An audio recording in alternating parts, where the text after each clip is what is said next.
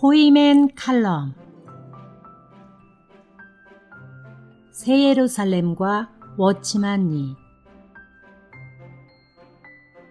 오늘날 대부분의 믿는 이들은 새 예루살렘을 물질적인 성으로 해석하고 있습니다. 어떤 사람들은 믿는 사람이 죽으면 가는 천당 정도로 알고 있습니다. 그러나 계시록 21장 2절에 보면 또 내가 보니 거룩한 성 새 예루살렘이 하늘에서 하나님에게서 내려오는데 남편을 위하여 단장한 신부로 준비되어 있었습니다라고 하였습니다.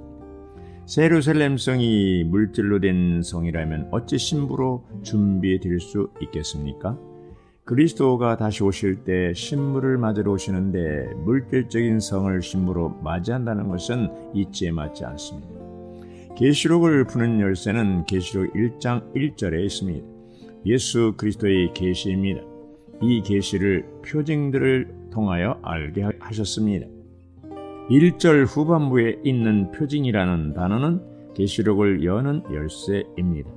예를 들면 어린 양이신 그리스도를 말할 때 그것은 네 발 가진 어린 양을 말하는 것이 아니라 구속주이신 그리스도를 표징하는 것이요, 유다지파의 사자를 말할 때는 승리하신 그리스도를 표징하는 것입니다. 마찬가지로 새 예루살렘 성은 물질적인 성이 아니라 하나의 표징으로 봐야 하는 것입니다. 새 예루살렘은 결코 물질적인 성이 아닙니다. 워치만니는 1934년에 이미 새 예루살렘이 교회의 축소판이라고 말하고 있습니다. 여기서 축소판이라는 것은 영적인 그리스도의 몸이라는 뜻입니다. 그는 새 예루살렘을 물질적인 성이 아니라 하나의 인격으로 봤습니다. 기독교에서 대부분의 믿는 이들은 새 예루살렘을 물질적인 성으로 보기 때문에 계시록은 닫혀진 책이 되고 말았습니다.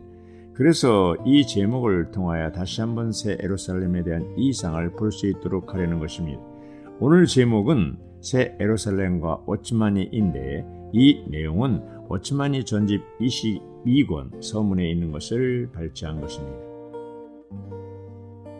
새 예루살렘과 워치만니 1.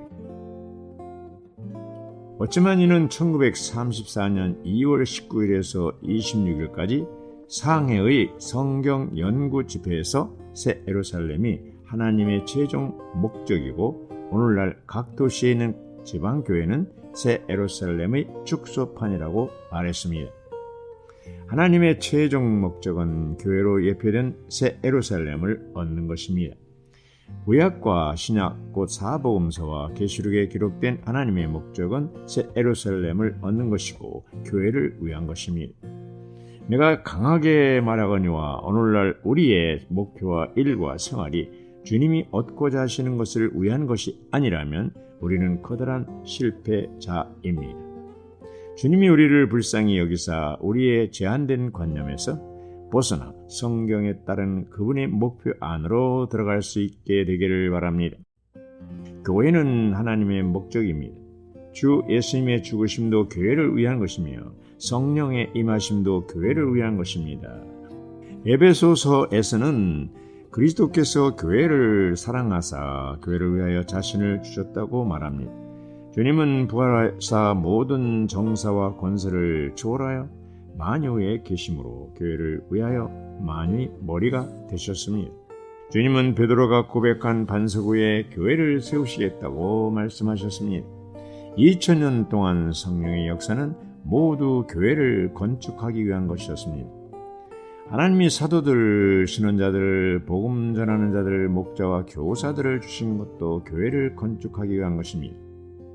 에베소서 5장 26절에서 바울은 주님께서 말씀 안에 있는 씻는 물로 교회를 깨끗하게 하여 거룩하게 하시고 점이나 주름이나 그 같은 것들이 없는 영광스러운 교회로 자기 앞에 세우시겠다고 말씀하셨습니다.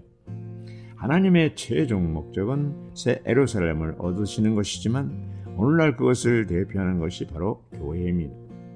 오늘날 하나님은 바로 이 목적을 사람들 앞에 두셨습니다. 하나님이 최종적으로 얻고자 하시는 것은 새 예루살렘입니다. 사람은 하늘로 올라가기를 원하지만 계시록 21장에 보면 새 예루살렘은 하늘로부터 내려옵니다. 하나님의 목표는 땅 위에서 이루어지며 각 도시에 있는 교회에서 성취됩니다. 즉 하나님은 각 도시에서 그분의 영원한 뜻을 나타내는 하나의 교회를 얻고자 하십니다. 시작부터 끝까지 하나님께서 이루고자 하시는 가장 중요한 일은 바로 그리스도의 몸인 교회를 건축하는 것입니다. 그러므로 하나님은 모든 도시에 지방교회를 세우고 계십니다. 이것이 바로 하나님의 위대한 교회의 축소판인 새 예루살렘을 표현하는 작은 모형인 것입니다. 하나님의 뜻은 교회인 그리스도의 몸, 곧 새 예루살렘을 세우는 것입니다. 그러나 이 범위가 너무나 방대하여서 우리는 새 하늘과 새 땅에 있는 새 예루살렘을 만질 길이 없습니다. 그러면 우리는 어떻게 해야 하겠습니까? 우리는 이 땅에서 이 목적을 이루기 위하여 존재합니다. 하나님은 모든 도시에서 새 예루살렘의 축소판을 갖고 계십니다. 하나님은 구원받은 사람을 그 안에 두시어 연합하게 하시고 그들로 함께 모여 지방교회를 이루게 하십니다. 이렇게 할 때 하나님의 뜻은 표현될 수 있고 결국 새 예루살렘으로 완결될 것입니다. 새 예루살렘과 워치만이 두 번째. 아래 내용은 워치만이 전집 22권 기도의 사역에서 발췌한 것입니다. 워치만이는 영혼 안에 있는 어린 양의 아내인 새 예루살렘을 오늘날 그리스도의 몸인 교회의 최종 완성으로 보았다. 워치만이는 영혼 미래 안에서는 사람의 의지는 하나님의 뜻과 일치할 것이다. 그러나 시간 안에서 하나님은 자유를 잃어버리셨다. 시간 안에서 하나님의 행동은 사람의 지배를 받는다. 여기서 말한 사람은 교회를 가리켜 말한 것이다. 교회는 두 번째 영혼 안에 존재하는 사람을 대표하기 때문에 시간 안에서 하나님의 모든 행동은 교회의 지배를 받는다. 오늘 교회는 하나님의 뜻을 위해서 이 땅에 서 있기 때문에 하나님은 교회의 순종 여부에 따라 제한을 받기도 하고 뻗어나가기도 하신다. 영혼 안에서 사람들이 서 있는 위치에 오늘날 교회가 먼저 서 있는 것이다. 그때 영혼 안에서 사람의 의지는 자유롭지만 완전히 하나님의 편에 서 있게 된다. 영혼 안에서 하나님께서 능히 어린 양의 아내인 새 예루살렘을 통해 그분 자신을 나타낼 수 있듯이 오늘날 하나님은 그리스도의 몸인 교회를 통해 그분 자신을 나타낼 수 있다. 교회에게 자유의지가 있지만 교회는 그 의지를 하나님의 권위 아래 복종시켜야 한다. 마치 하나님의 뜻 외에는 다른 뜻이 없는 것 같이 오직 하나님께서 하고자 하시는 것만을 해야 한다. 오늘날 교회가 그 의지를 완전히 하나님의 뜻 아래 둠으로 인하여 하나님은 영혼 안에 계신 것과 똑같이 움직이실 것이다. 하나님은 아무도 그분을 반대하지 않는 것처럼 움직이실 것이다. 그럴 때 우주 가운데 그분을 반대하는 의지가 더 이상 없게 될 것이다. 이것이 하나님께 영광이 되고 새 예루살렘을 완결할 것이다. 워치만이의 구원과 성장. 그리스도 예수의 신실한 종 워치만이는 태어나기 전부터 주님께 헌신되었습니다. 아들을 바라며 그의 어머니는 주님께 나에게 사내 아이를 주신다면 내가 그를 당신께 드리겠습니다라고 기도했습니다. 그 후 1903년에 워치만이가 중국의 남부 지방인 복주에서 태어났습니다. 그는 아주 청명했을 뿐만 아니라 비범한 학생이어서 초등학교부터 대학교까지 반에서뿐 아니라 전교에서 1등을 했습니다. 어릴 적부터 워치만이는 복음을 알았지만 주 예수님을 믿는 것에 대하여 주저했습니다. 왜냐하면 예수님을 구주로 영접한다면 그가 반드시 그분을 절대적으로 섬겨야 한다는 것을 알고 있기 때문입니다. 1920년 17살 때 그는 주님을 영접했고 그는 일생 주님을 섬기기로 헌신했습니다. 워치만이는 신학교나 성경학교를 다닌 적은 없지만 개인적으로 성경과 영적인 서적들을 추구하여 하나님의 목적과 그리스도, 그 영과 교회에 대하여 뛰어난 인식을 갖게 되었습니다. 그의 초기 사역 동안 그는 수입의 3분의 1을 영어로 된 책을 구입하는 데 사용했습니다.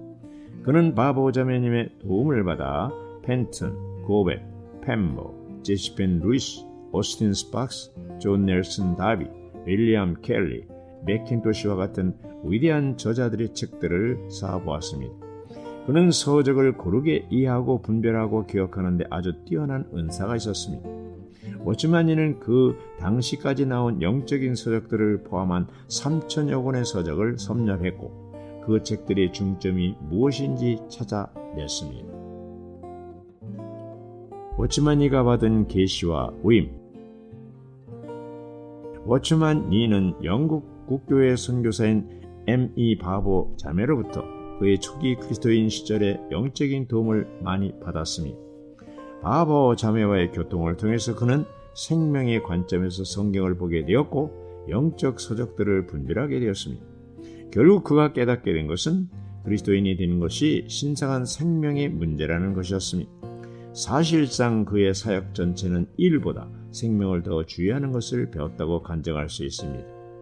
그는 그리스도의 죽음과 또한 부활의 주관적인 방면들을 알게 되었습니다. 그것은 그가 그리스도와 함께 십자가에 못 박혔고 더 이상 그가 사는 것이 아니라 그 자신 안에서 그리스도가 사시는 것이었습니다. 또한 그는 그리스도의 죽음을 주관적으로 체험하기 위해 십자가를 져야 하는 것을 깨달았습니다. 그는 부활하신 그리스도가 그의 생명이 되셨음을 보았습니다. 게다가 그는 그리스도의 몸인 교회가 단순히 부활하신 그리스도의 확대요 확장이요 표현임을 보았습니다. 워츠만니는 부활 안에서 그리스도가 교회의 생명이자 내용이시라는 것을 깨닫게 되었고 더욱 전진했습니다. 그는 참으로 이 시대의 신성한 계시의 선견자로서 그가 받은 계시의 의임은 첫째로 주 예수의 특별한 간증을 지니는 것이고 둘째로는 지방교회들을 각지에 세우는 것이었습니다. 기독교의 반대와 억중 생활. 워츠만니는 시대의 사역을 위하여 많은 고난을 겪었습니다. 그는 가난과 질병과 기독교인들이 강한 반대와 20년 동안의 힘든 옥중 생활을 겪었습니다. 그가 본 이상과 계시의 깊이와 사심없는 교통들은 주님이 그에게 주신 위임에 따라 그리스도와 교회의 유일한 새 언약의 사역을 중국 땅에 가져왔습니다. 비록 그가 믿음으로 살고 교회들이 건축을 위해 그리스도의 사역으로 완전히 전유된 하나님의 사람이었지만 워츠만니는 괴팍하거나 금욕적인 삶을 살지 않았습니다. 1934년 40세의 나이에 주안에서 자매된 체러티 장자매와 결혼했습니다. 주님은 그들에게 아이는 주시지 않았습니다. 부가적으로 그는 1939년에 그의 동생의 제약회사와 운영을 돕기 시작했습니다. 그 회사에서 얻은 이익으로 그는 얼마간의 그리스도인들의 필요를 돕고 고령에 있는 훈련센터를 구입할 수 있었습니다.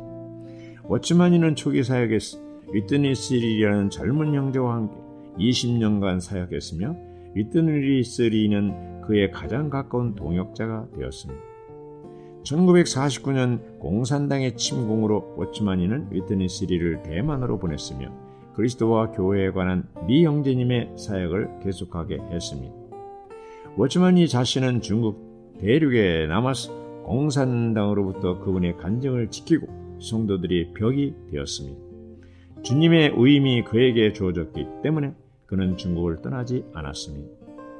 1952년 공산당은 그를 체포했는데 그때까지 약 400여 개의 지방교회들이 중국 대륙에 세워졌고 동남아시아에는 약 30여 개의 지방교회들이 세워졌습니다. 한편 위트니 스리의 사역 아래 대만에 있는 교회들은 증가하고 번창하였습니다. 1972년 5월 30일 워츠만니는 20년 동안 옥중 생활을 끝내고 그가 사랑하고 목숨을 다해 섬겼던 그리스도와 함께 안식했습니다. 그가 주님 품에 가기 전에 그는 진리의 간증을 위해 종이 한 장을 그의 베개 아래 남겨두었습니다. 하나님의 아들 그리스도는 우리 죄를 위하여 죽으시고 사흘 안에 부활하셨다. 이것은 우주 가운데 가장 위대한 사실이다. 나는 예수 그리스도를 믿음으로 죽노라. 워츠만니. 아멘.